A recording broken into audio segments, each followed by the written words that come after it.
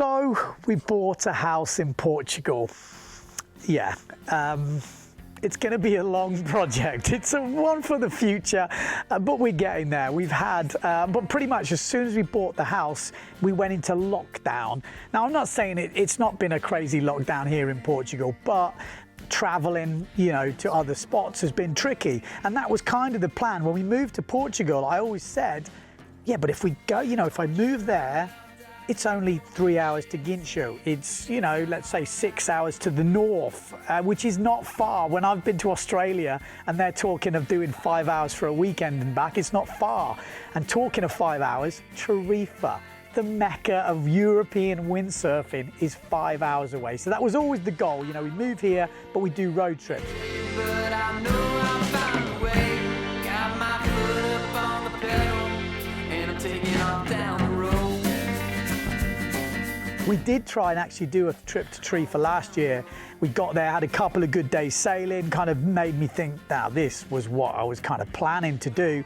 And then we started seeing like dogs wearing masks and people in the car wearing masks. And then the police told us on the beach we had to wear a mask, and we just skedaddles, come straight back here. But like I say, things are lighting up now, and we thought now is the time. I got a phone call from Emilio, who's a PWA judge, lives in Cadiz. He says, Ben, forecast looking good.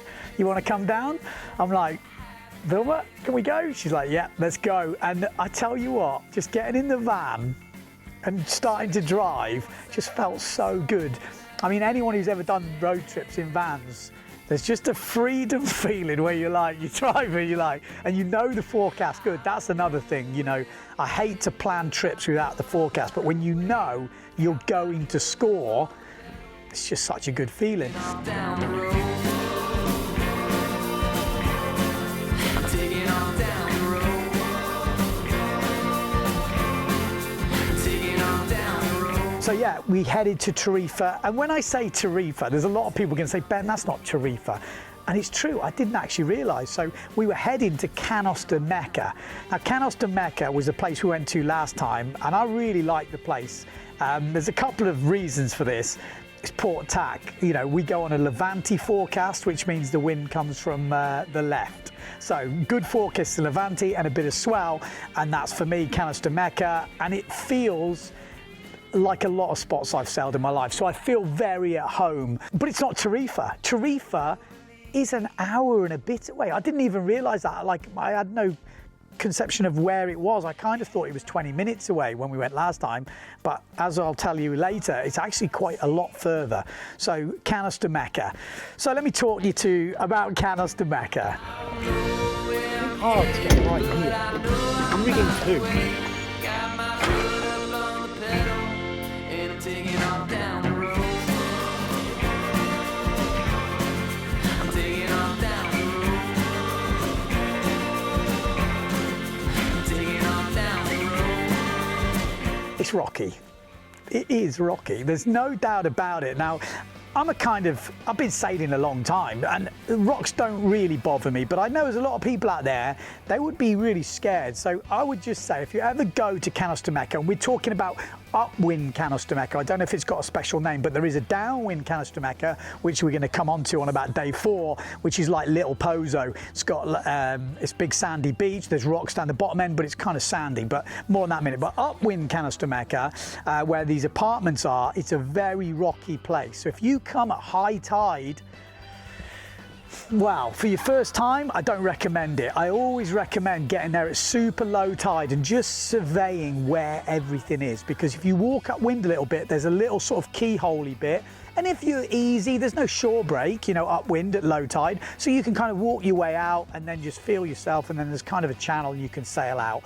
And the nice thing is, the waves, like I say, there's no shore break. The waves at low tide break further out, and there's kind of like a mini little reef.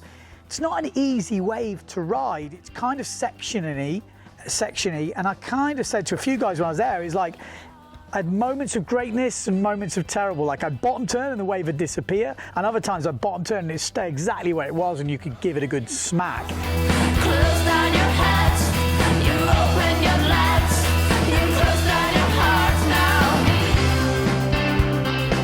Hang on, now Nacho, is that a new sail? Yeah, look, a new sail. Is that your sail? Yeah, it's my sail. That's not your sail, mate. That's his sail. Bye, bye, bye, to all that I said. Bye, bye, bye, bye, the promise is dead. Bye, bye, bye, bye, the promise is dead.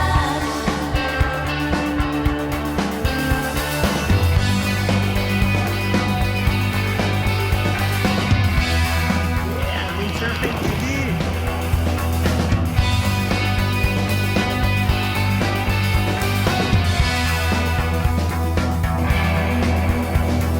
My heart is bent.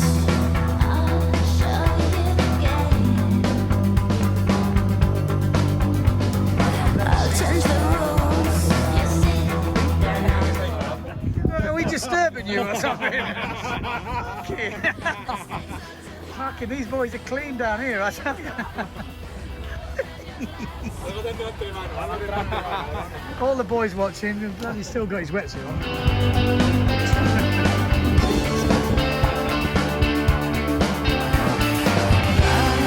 Bye, bye, bye, to all that I said. Portugal's great, but there isn't as many windsurfers, especially wave-sailing windsurfers down here in the south. But when you go to Tarifa or Caños de Meca, there is a lot of windsurfers.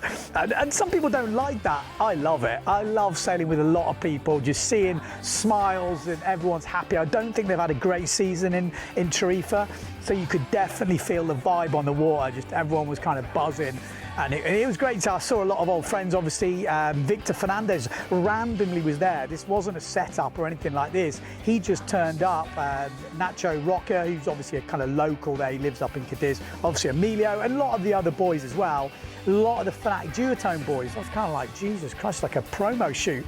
And it was. They're all there because they're launching their new products, as you'll see later in the video. But that was kind of a coincidence. And then Rafa from over the other side of the country had drove down just for the forecast. So it was just such a cool vibe.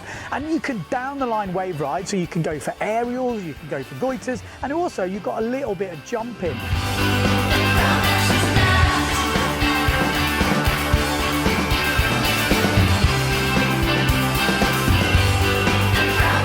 Tide probably doesn't look very good on the camera, but actually it was really fun to sail. And then as the tide pushed in, which I think looked better on the camera, got a bit more tricky. The wave sometimes came up, or you'd be going down the line and it just wouldn't kind of come up, and it was a bit more harder to judge. And the top boys who knew the spot were kind of just almost riding on top of the rocks, like on them. And I never knew. I came in at high tide and I cut all my feet and stuff because I thought I could make it, but it wasn't quite high enough, and I got caught in a couple of holes, and a few of the other boys did as well. It's not easy.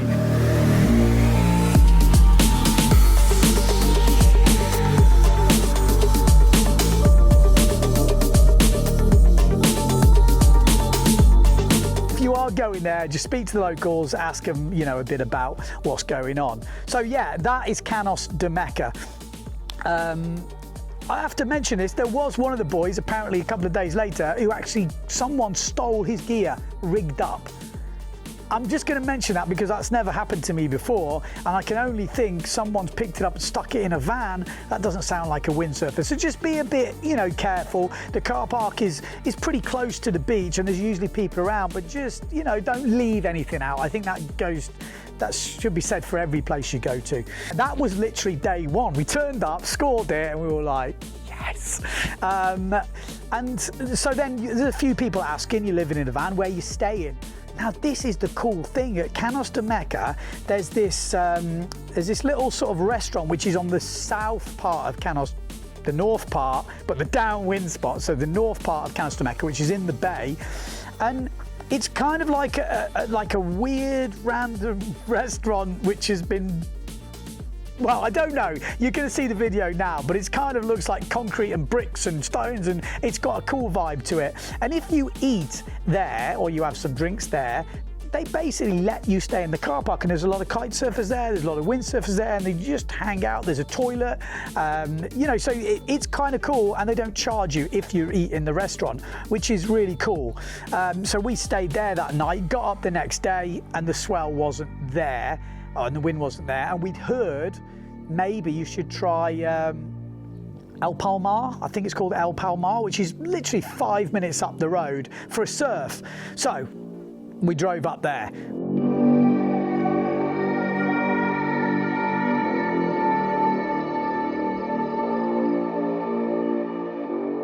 Had a real fun surf. It's like a beach break, kind of A-frames everywhere.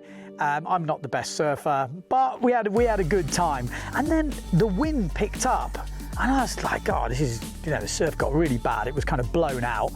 And then I saw two windsurfers like a kilometre up the beach just going out. And I was like, oh. And I watched a few waves, and it was quite, you know, it was quite sizable. There was a couple of chunky ones coming through, and these guys looked pretty good. I'm thinking, I'm gonna have to go and investigate here, because I was thinking it's sailable, but I'd never even heard of the place. I get up there, it's Victor Fernandez, Nacho Rocker, got the new gear out. They said they turned up for a surf. I spoke to them afterwards, and they were like, oh, it's windy, we go sailing. So I watched them for a bit.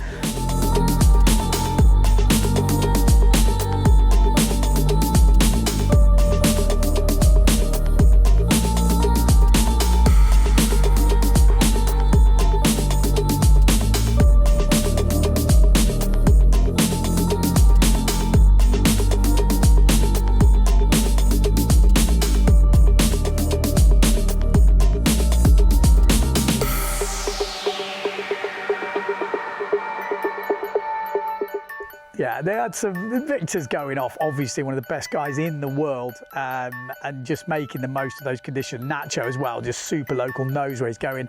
I sort of joined them for a few waves.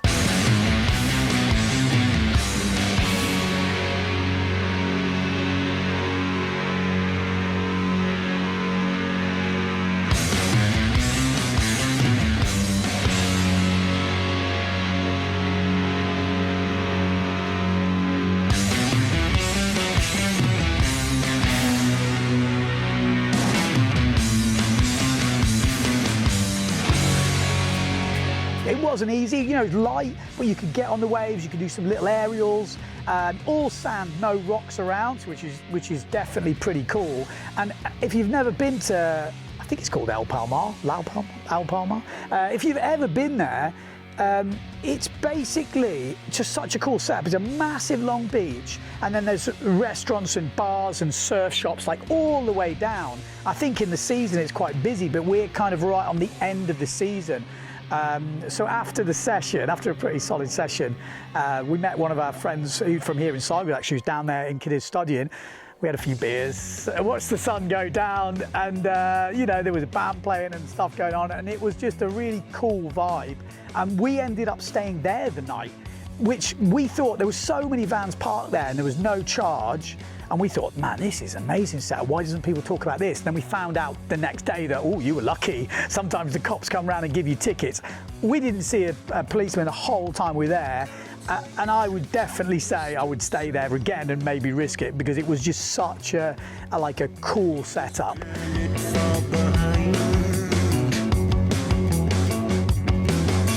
We woke up the next day, I had a really good surf that morning.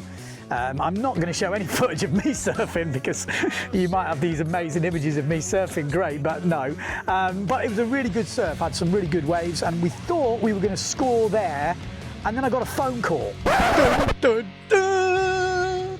Where could it be? Where are we going to go? You'll have to stay tuned. Part 2 of this road trip is coming up very soon. It's actually already ready to go. But you guys voted. You wanted 2 videos, 2 50-minute videos rather than 1 30-minute video. Yeah, they're the polls. Instagram, you get what you want. You get what you want. Stay tuned to the channel. Part 2 coming up very soon. Let me know in the comments if you like this sort of video. A little sneaky peek of some action in the next video. Going to a secret spot. Stay tuned.